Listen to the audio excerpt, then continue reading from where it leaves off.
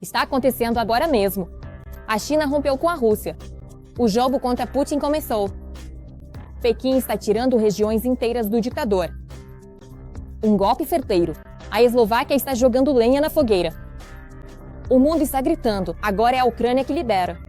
Os aliados estão tomando medidas decisivas e neste exato momento estão afundando Moscou. O inferno começou. Trump dá um rugido final.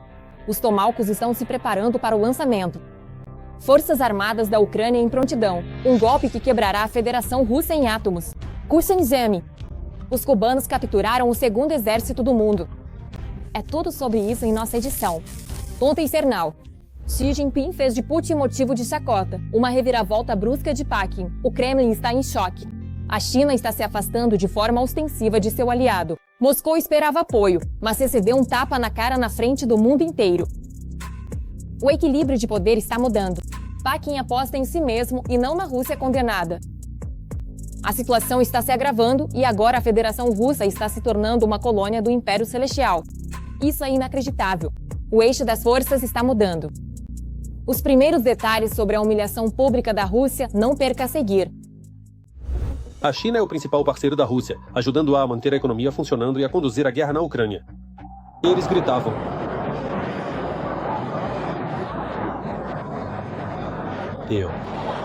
Estou disposto a manter contatos estreitos com o presidente Vladimir Putin, nas mais diversas formas, para promover o desenvolvimento dinâmico e de longo prazo das relações sino-russas.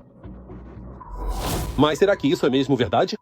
Afinal, ao mesmo tempo, a China nega que venda armas ou componentes para a Rússia, e os bancos chineses pararam de fazer transações com a Rússia por causa das sanções. Pares, trios, dezenas de milhões de soldados chineses. Isso sim seria exatamente o que precisamos agora. E por que você acha isso?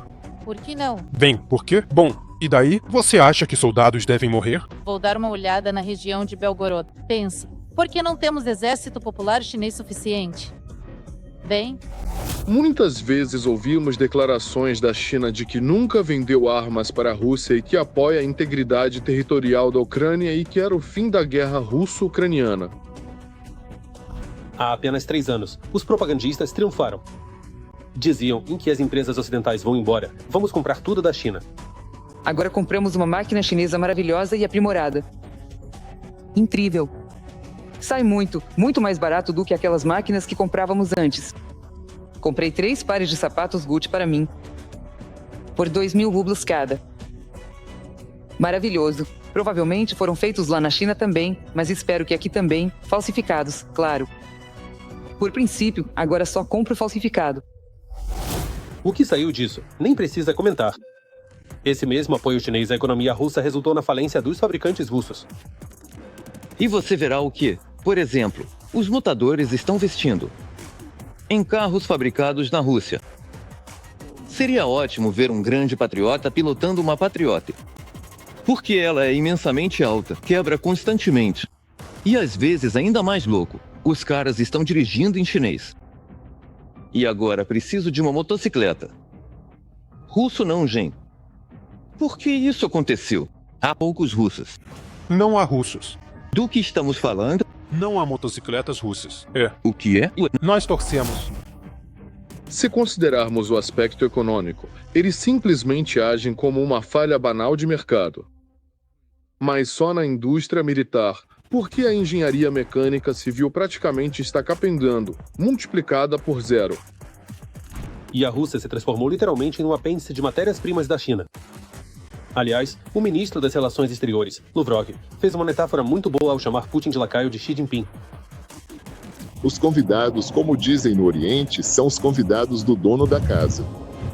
Todos os programas, claro, aquelas propostas gentis que o presidente chinês e sua equipe fizeram ao nosso presidente.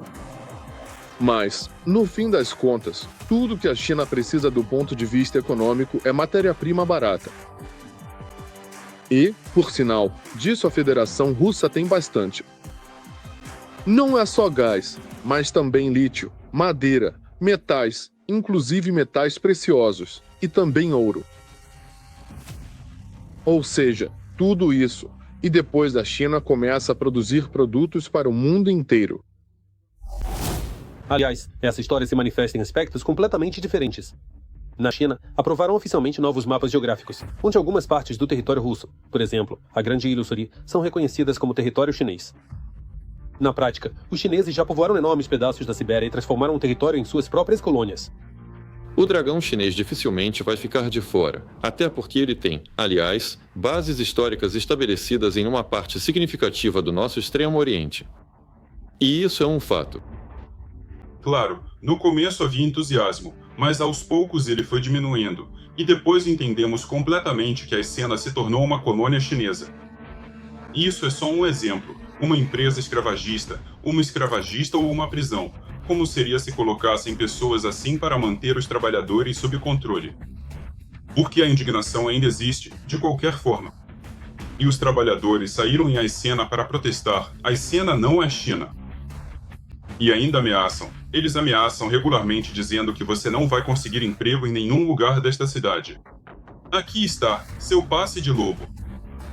Então fiquem quietos pelos seus 15 a 30 mil, e não reclamem. Eles não conseguem viver muito bem. E isso não é viver, isso é justamente também sobre a integração dos chineses no território da Federação Russa. E isso, na verdade, já é uma anexação. E mais ainda, se você prestar atenção, em alguns mapas chineses, algumas regiões da Federação Russa já estão escritas com nomes chineses. Bom, escute, para que isso, não precisa nem de guerra para isso. Na TV russa já estão passando vídeos sobre como encontrar um marido chinês. E nas escolas e órgãos estatais russos, o ensino da língua chinesa está sendo promovido ativamente.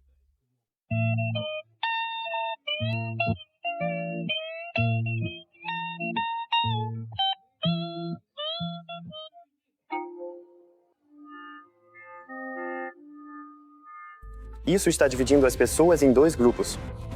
Aqueles que querem aprender e aqueles que são céticos, dizendo, para que a gente precisa do chinês? Não pretendemos ir para lá. Eu acho que é muito simples, na verdade. Eu digo, aqui eu não estou ensinando chinês para vocês, estou usando o chinês para fazer vocês pensarem com a própria cabeça. E isso sempre vai ser útil para mim. Putin está sempre tentando caracterizar a relação com a China como uma amizade forte. Mas o líder chinês Xi Jinping literalmente cuspiu no truque de Putin, tirando a maior vitória da Rússia. Ontem, minha imprensa e o representante da RPC me presentearam com um pato desses.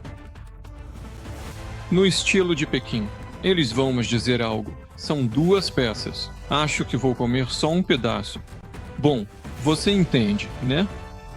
Bom, não consegui me segurar e comi os 2. E, claro, estava uma delícia.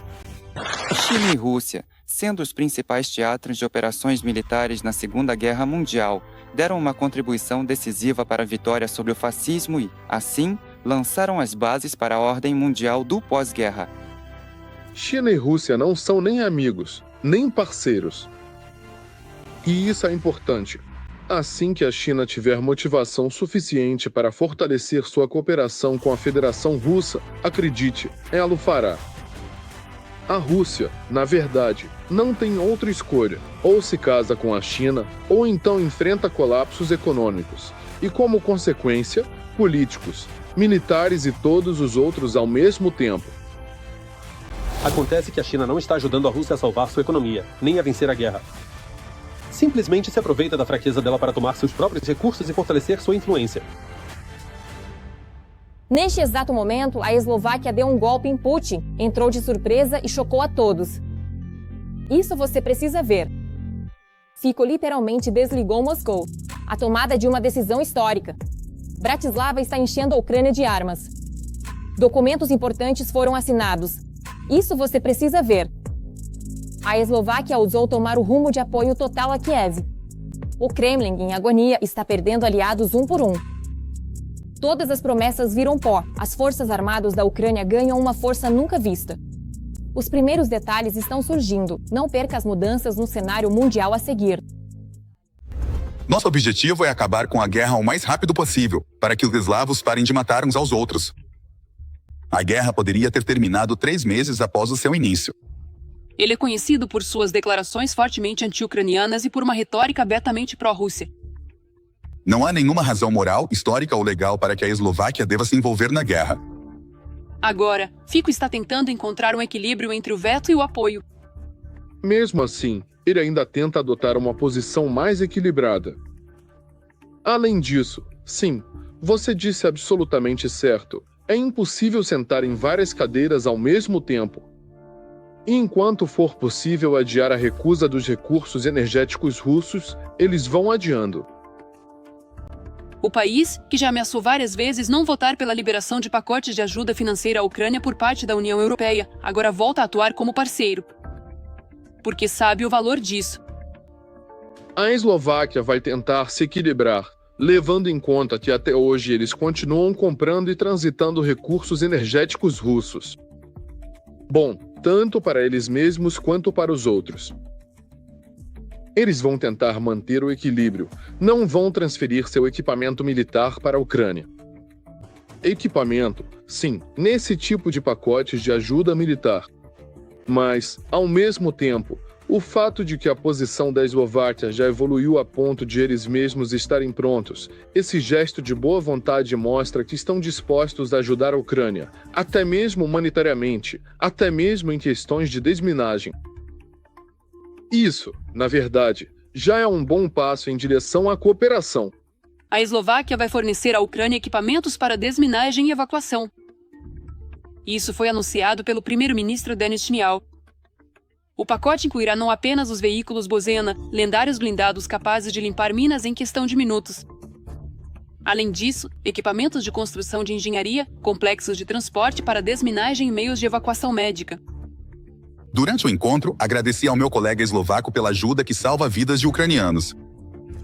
Sentimos o apoio da Eslováquia no caminho para alcançar uma paz justa e duradoura. O ministro da Defesa da Eslováquia, Robert Kaliak, confirmou que a Eslováquia não vai parar por aqui. Bem, o oficial pensou. Assim, a Europa fica satisfeita e Moscou não vai se ofender muito. A política da Eslováquia, bem, digamos, em Indria, por exemplo, em Indria ela é bastante peculiar. E, no geral, a decisão foi tomada levando em conta todo o contexto e as circunstâncias específicas. Mas, apesar disso, a ajuda é muito importante para a Ucrânia. Kaliak destacou que agora eles estão trabalhando em novos projetos conjuntos entre empresas ucranianas e eslovacas. Um aumento significativo na produção de munições de artilharia e sistemas de fogo indireto para fortalecer a cooperação de defesa com a Ucrânia. Estamos abertos a investimentos em projetos de defesa conjuntos em ambos os lados da fronteira eslovaco-ucraniana. Por isso, incluí na minha delegação vários representantes da defesa e da indústria eslovaca. Aliás, os 13 pacotes anteriores de ajuda militar à Ucrânia foram fornecidos ainda em fevereiro de 2022. Bratislava conseguiu se opor à destinação de fundos para Kiev pelo menos 3 vezes. Primeiro em outubro de 2023, depois em janeiro e março de 2025. Além disso, depois que o primeiro-ministro da Eslováquia, Robert Fico, visitou Moscou, ele declarou que a Eslováquia não apoiaria a Ucrânia. A República Eslovaca não apoia a Ucrânia nem financeiramente nem militarmente para a continuação da guerra. Se outros fizerem o mesmo, nós respeitaremos isso. Cada uma dessas pausas foi benéfica para o Kremlin, enquanto nossos defensores na linha de frente ficavam sem ajuda vital no campo de batalha, que poderia ter ajudado a manter os territórios longe do inimigo de Moscou. E o Fico explicava isso de diferentes maneiras, ora dizendo que era preciso se concentrar nos problemas internos, ora que era necessário revisar os princípios de apoio. O governo de Fico também rejeitou um pacote de ajuda de 40 milhões de euros, reduzindo o apoio militar apenas a humanitário e não letal. Vemos que a Eslováquia agora está tentando, digamos assim, com visitas à Ucrânia, como a do ministro da Defesa, mostrar e enviar um sinal político não só para Kiev, mas também para Bruxelas, de que a Eslováquia está pronta para adotar uma política mais equilibrada, e não, digamos, uma política anti-ucraniana ou anti-europeia. As oscilações de Fico entre a integração europeia e a inclinação pró-Rússia não vão levar a nada de bom.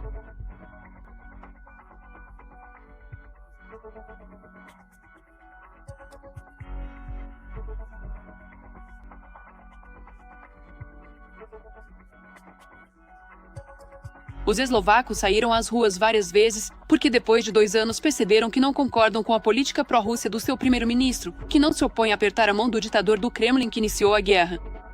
No entanto, o atual pacote de ajuda a Kiev mostra Os pragmáticos de Bratislava veem que ajudar Kiev hoje é mais vantajoso e promissor. E além disso, um golpe em Moscou diretamente de Washington. Não faz mais sentido esconder isso. Trump está lançando ataques direcionados diretamente a Putin. A paciência da Casa Branca acabou. A bomba começou a agir. É difícil acreditar nisso. A derrota da Rússia vai acontecer ao vivo no programa das Forças Armadas da Ucrânia, da Lei Comando. O mundo aplaude de pé, enquanto o ditador não sabe onde se esconder. Um jogo de nervos que superou a última sinfonia do Kremlin. Vocês têm que ser os primeiros a ouvir isso. O presidente dos Estados Unidos, Donald Trump, quase tomou a decisão de transferir mísseis de longo alcance Tomahawk para a Ucrânia. Se eu pensar bem, já praticamente tomei a decisão. Sim, acho que estou curioso para saber o que eles vão fazer com eles. Para onde eles vão enviá-los? Talvez eu devesse perguntar sobre isso. No final da semana passada, o ditador russo Vladimir Putin declarou que o fornecimento de mísseis americanos de longo alcance Tomahawk à Ucrânia levaria a um nível totalmente novo de escalada, especialmente nas relações entre Moscou e Washington. Putin chamou os mísseis de não tão modernos e observou que fornecer esses mísseis à Ucrânia não mudará o equilíbrio de forças no campo de batalha. Se serão ou não Tomahawk, vou dizer que ainda não tenho 100% de certeza. Por enquanto me parece que é mais sim do que não, mas o próprio fato de que não só mudaram as palavras do Trump, mas também apareceu no campo informacional a mensagem de que os Estados Unidos entendem um espectro significativamente maior de armamentos que podem vender aos parceiros europeus para a Ucrânia. Isso já, de fato, muda as regras do jogo e é mais uma pressão sobre a primeira parte do ancoramento do Putin. Quando deixam claro para eles que, se esperavam que o dono da situação nos Estados Unidos viesse trazer notícias para vocês, esse mesmo dono da situação nos Estados Unidos pode trazer Tomahawks para a Ucrânia que vão chegar até vocês. A transferência dos mísseis pode demorar alguns meses. Isso foi escrito pelo chefe da delegação permanente da Rada Suprema na Assembleia Parlamentar da OTAN, Yair Cherner. Porque, antes de tudo, isso é um meio de pressionar Putin e tentar forçá-lo a negociar. E só depois disso é que vem o fortalecimento das nossas capacidades militares. Trump não disse por acaso que quase decidiu, que não quer escalada e que quer esclarecer como esses mísseis serão usados. Cherner garante que a transferência dos Tomahawks para a Ucrânia é um teste para Putin e pode ser dividida em etapas. Em cada uma delas, Putin terá a oportunidade de recuar e ir para a mesa de negociações. Por isso, é mais provável que o fornecimento e o uso dos mísseis aconteçam de forma bastante gradual. Tomahawk é um termo conhecido, e por isso estamos discutindo sobre ele. Mas a questão é que existe outro tipo de míssil que ninguém conhece, que pode ser até melhor do que o Tomahawk. Tomahawk não é uma novidade, é um míssil antigo. E esses novos mísseis, cujo nome eu não vou dizer nada para ninguém, se realmente forem fornecidos à Ucrânia, sem dúvida vão representar um enorme problema para a Rússia. A mentira de Putin sobre as negociações pode acabar levando ao fornecimento de mísseis Tomahawk para a Ucrânia. Essa opinião foi expressa pelo ex-representante especial dos Estados Unidos, Kurt Volker. Volker acredita que o presidente da Rússia, Vladimir Putin, enganou pessoalmente o presidente americano. Trata-se da promessa de Putin a Trump de realizar negociações com Zelensky, sobre a qual Trump anunciou na Casa Branca após o encontro com Putin no Alasca. Acho que há indícios. E um desses indícios é, aliás, a continuação dos ataques às fábricas russas, não todas, mas algumas. Lembro que o antecessor de Trump, Biden, apoiou a Ucrânia. Ao mesmo tempo, Gabriel, não, vamos parar de atacar alvos russos. A Ucrânia parou de fazer isso. Donald Trump não apoia tanto a Ucrânia. Além disso, na primeira metade do ano, achava-se que ele nem sequer falava sobre negociações russas, só sobre a Ucrânia. Agora ele está mudando um pouco sua abordagem, talvez até de forma radical. No entanto, como observam novamente os analistas, não há nenhuma exceção clara para a Ucrânia. No Instituto para o Estudo da Guerra, escrevem que, se a Ucrânia receber Tomahawks, cerca de 2.000 alvos militares e industriais russos poderão ser atingidos. Desde depósitos de combustível em Shekadi até bombardeiros em Ingels. A guerra acabou de vez com a Federação Russa. O segundo maior exército do mundo parece um quebra-cabeça quebrado. Putin está tentando desesperadamente colocar tudo de volta no lugar. Só que agora, em vez de russos, são cubanos. Mais um país foi oficialmente envolvido no crime. Mobilização estrangeira total, o ditador quer sangue. Na verdade, ele não conta toda a verdade para seus novos contratados. O que ele promete pela participação na chamada Operação Militar Especial e como essa campanha pode ameaçar o próprio Putin, vamos contar em instantes. As fileiras dos aliados que lutam contra a Rússia, o reforço desta vez vem até da distante América Latina, de Cuba. Eles lutaram.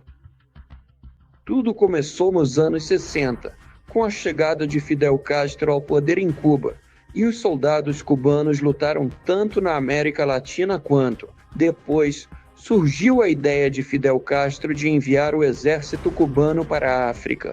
Levantaram uma revolta lá para transformar toda a África em comunista, uma ideia híbrida. Por isso, para os cubanos, lutar em tais condições de absoluta pobreza do país, a guerra é apenas uma das formas de ganhar a vida. De acordo com documentos oficiais do Departamento de Estado dos Estados Unidos, aos quais a agência Reuters teve acesso, Havana não apenas apoia a política do Kremlin. Ela poderia ter enviado até 5.000 de seus cidadãos para a guerra contra a Ucrânia. Eu soube que o contrato era verdadeiro quando cheguei. Foi a Federação Russa que me trouxe para cá. Todo mundo aqui sabia por que tinha vindo. Eu sei disso com certeza. Todos sabiam que vieram para a guerra. Este é Henrique Gonçalves. Ele entrou para o exército russo para ganhar dinheiro, não para matar ucranianos. Eu descobri que meu filho foi recrutado no dia em que ele foi embora. Eu não sei como funcionava esse processo, porque ele nunca me contou nada. Eu entendi isso quando ele estava no aeroporto. Ele me ligou e contou tudo. O recrutamento ativo de cubanos para a guerra começou ainda em 2023, depois que o ditador russo assinou um decreto permitindo que estrangeiros que entrassem para o exército recebessem cidadania russa de forma acelerada. Depois disso, 50 cubanos correram para a guerra. A pobreza obriga. Se não vivêssemos em tanta miséria, tenho certeza de que essas pessoas não teriam ido para a Rússia. Mas é assim, você trabalha. Meu marido trabalhava duro em Cuba, mas um dia ele me disse, não aguento mais isso. Eu perguntei o que tinha acontecido. Ele respondeu, não se preocupe, eu sei o que fazer. Meu marido era assim. Segundo os dados disponíveis, os centros de recrutamento estão localizados em diferentes regiões. Aos candidatos prometem salários de $1.500 a $2.500 por mês, cidadania ou residência permanente. Pagamentos em caso de ferimentos e outros benefícios. Para algumas campanhas, Moscou cria pacotes completos que incluem salário, moradia e legalização. Nas redes sociais, a oferta é tornada atraente para pessoas economicamente vulneráveis. O método de atrair soldados estrangeiros é bastante simples. Eles são recrutados em países pobres, ou seja, América Latina, África ou países asiáticos, até mesmo a Coreia do Norte. São oferecidos pagamentos relativamente competitivos e as pessoas acabam dispostas até a lutar. A questão não é só sobre os cubanos, que lutam. São 5.000, esse é o número. Estamos falando de 3.000 militares norte-coreanos e de vários milhares de mercenários de países africanos. Intermediários, incluindo agências de turismo, recrutam milhares de estrangeiros mercenários para o chamado Batalhão Internacional Não Voador da Rússia. Eles usam campanhas publicitárias chamativas para Bitcoin de alta renda e são astutos ao fechar contratos. A agitação e o recrutamento ocorrem principalmente via Telegram. Escreva para o Los Angeles Times.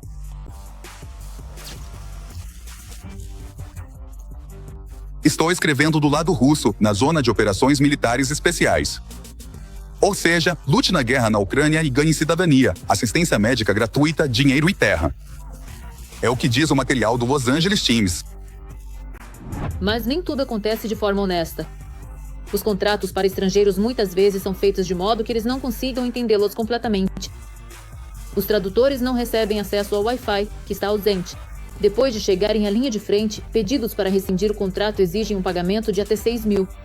Uma das brechas usadas é o uso de vistos de estudante e de turista. Muitos estrangeiros inicialmente chegam à Rússia com esses vistos e depois assinam um contrato com o Ministério da Defesa da Federação Russa. e são recebidos por corretores e oficiais russos diretamente nos aeroportos. Para motivar os novos mercenários, os recrutadores publicam mensagens sobre as chamadas vitórias do exército russo, ocultando as derrotas. Apesar de todos os riscos, o interesse dos estrangeiros não desaparece. Enquanto isso, os Estados Unidos intensificam os esforços diplomáticos para não subestimar o fator cubano na guerra da Rússia contra a Ucrânia. A administração de Donald Trump mobiliza diplomatas americanos para lutar contra uma resolução da ONU que pede o fim do embargo comercial de longa data contra Cuba. Os documentos do Departamento de Estado destacam que Cuba utiliza iniciativas internacionais, como a Resolução Anual da ONU, para se apresentar como vítima de sanções, embora, na realidade, seus cidadãos estejam envolvidos em combates ao lado do agressor. O regime cubano não conseguiu proteger seus cidadãos de serem usados como peões na guerra russo-ucraniana, afirmou o porta-voz do Departamento de Estado. Cada alma recrutada não é apenas um número nas estatísticas. Para o Kremlin, isso é uma chance de sair na frente. Moscou está sistematicamente ampliando o grupo de estrangeiros dispostos a lutar por seus interesses. Para o país terrorista, essas pessoas são apenas mão de obra barata e carne de canhão. Para os mercenários, é uma chance de ganhar dinheiro fácil. O inacreditável aconteceu. Drones ucranianos transformaram o interior profundo do inimigo em um inferno. Não há caminho para recuar. A escuridão já tomou as regiões de Belgorod e Bryansk, e Moscou sente um risco real de apagão. Putin está realmente sentindo a pressão. Os ataques são precisos e implacáveis. E isso é só o começo. O sistema de Putin está rachando pelas costuras, e a vingança das forças ucranianas irrompe com nova força. O mundo observa enquanto a Rússia se encontra à beira de uma catástrofe em grande escala. Todos os detalhes quentes sobre isso na reportagem a seguir. 8 aeroportos fechados, incêndios de Tobolsk até Nizhny Novgorod, 251 drones sobre 16 regiões da Rússia. Na noite de 5 para 6 de outubro, a Rússia sofreu o maior ataque de drones ucranianos dos últimos 6 meses. Foi realizado um ataque à usina termoelétrica em Klintse. Na região de Bryansk, começaram a ocorrer quedas de energia. E em Belgorod houve um blackout. Parte da cidade ficou sem eletricidade por um longo tempo, e isso já não é a primeira vez.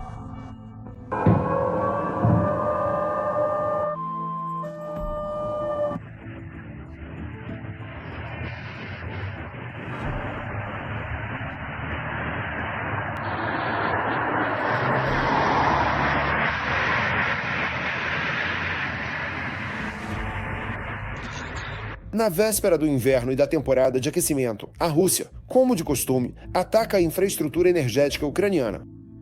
E agora, pela primeira vez em mais de 3 anos e meio de guerra, Kiev não só ameaça com ataques de retaliação, mas também os realiza. Quem diz isso é o próprio presidente.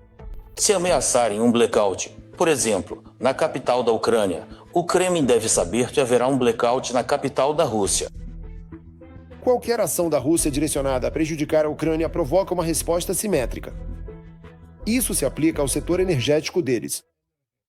O presidente disse muito bem: nós vamos encontrar tanto a oportunidade quanto os meios e também as armas. E vamos realizar essas operações. Eles certamente vão entender que, desse jeito, não vão conseguir nenhuma vantagem. Qualquer ação da Rússia certamente terá uma resposta. Andriy Anatov, chefe do Estado-Maior-Geral das Forças Armadas da Ucrânia.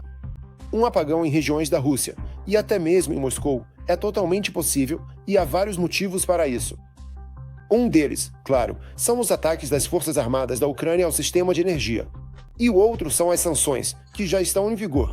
E, consequentemente, a impossibilidade de comprar peças de reposição e equipamentos faz com que tudo isso se degrade e se torne inutilizável.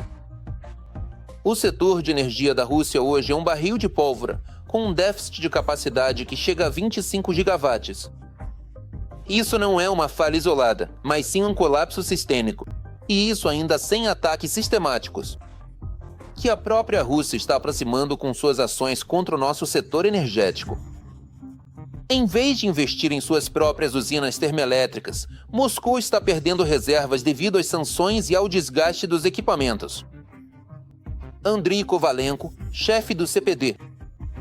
Se a Ucrânia começar a atacar sistematicamente as usinas termoelétricas em todas as regiões da Rússia, como aconteceu na região de Belgorod, na noite de domingo para segunda, será muito difícil para a Rússia restaurar seu setor energético.